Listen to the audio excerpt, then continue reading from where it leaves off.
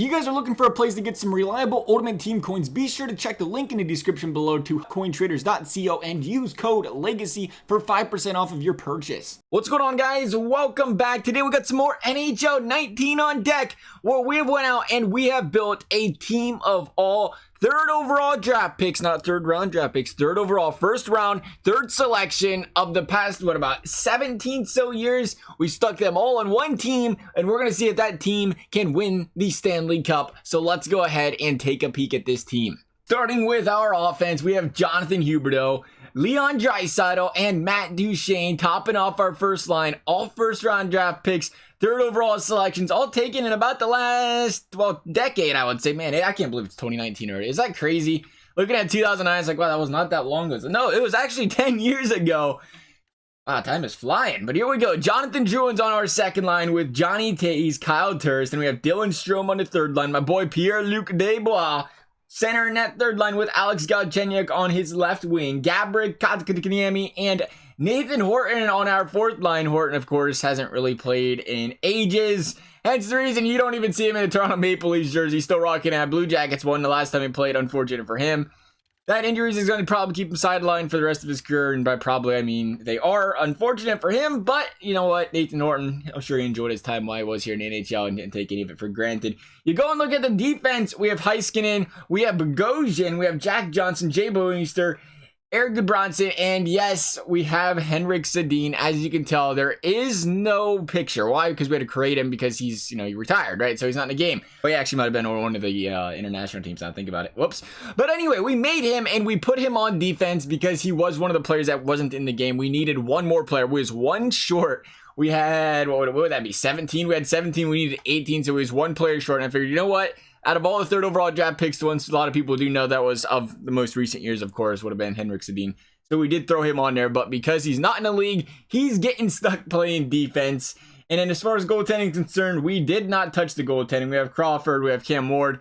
I don't really have much of an idea for the goalies because we can't really throw out third overall goalies. That's not a very common thing to see goalies drafted third overall, especially when they're in the league like they are right now that are active goalies. So we stuck with Cam Ward and Corey Crawford, figuring out it's pretty average goalies, about what we're looking for here. Not somebody overpowered, but not somebody at like an 82 overall either. So I kind of figured, hitting somebody with the 87 overall like the Corey Crawford, I figured that'd be a pretty good balance both ways for us here to see how the team does. So it's not really the goaltender's fault. Okay, are we starting 0-5?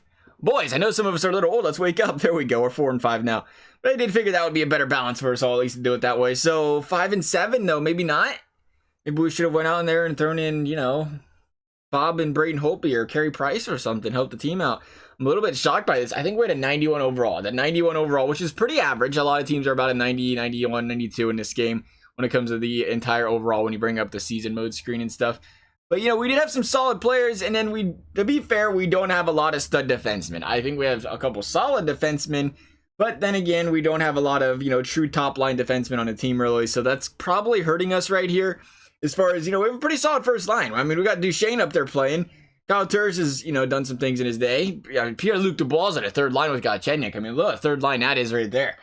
So we definitely had some offensive firepower, I think, but the way it's looking is something stopping us, and it's got to be the defense, as best I can guess. I mean, I guess when you look at the scores, though, we lost 5-3 there. We won 5-4 there. Lost 4-1 there. We're giving up 4 goals very often. Lost 2-1 there. When we aren't giving up goals, it appears we can't score them, though. That is a recipe for disaster, so we have to be careful with that. It's also that fourth line, to be completely honest. So we have Horton, we have Kotkaniemi, who are, good players in their own, but they aren't really treated with great overalls in this game right now, so that's kind of hurting our, fourth line production as well.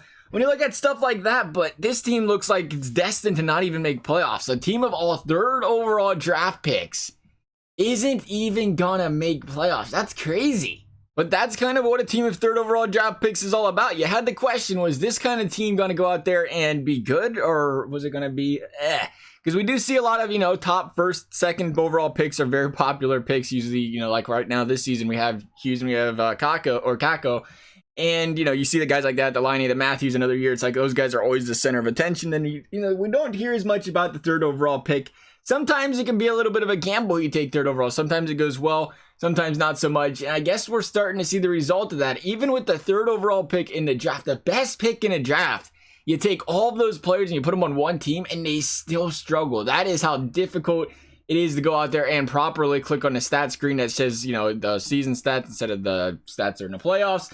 But it's also how difficult it can be to go out there and put together a good team from the draft. Sometimes it's going to be very hit or miss depending on the depth of the draft, who's drafting the players.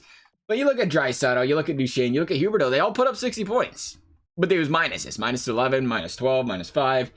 It's unfortunate when you see stuff like that. You would think they would have played a little bit better. 60 points is good. I mean, it's not 80 points or 90, but 60 points is more than enough points to go out there and play well and put up enough goals to win games. But it looks like everybody was a minus besides the Heiskanen, Toews, and Toews. Well, Toews went out there and did pretty well. Still played good defensively. Maybe we should have tried putting Toews higher up on you or on lines, but we didn't.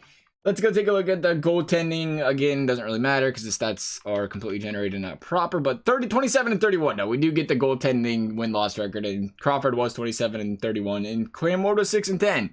So it really wasn't one goal that stuck out and said, it's his fault that we didn't win. It was kind of a team effort there. We'll go ahead and, well, you know what, take a peek at the playoff tree real quick. The LA Kings won it all against the Tampa Bay Lightning. What an upset that was. The LA Kings.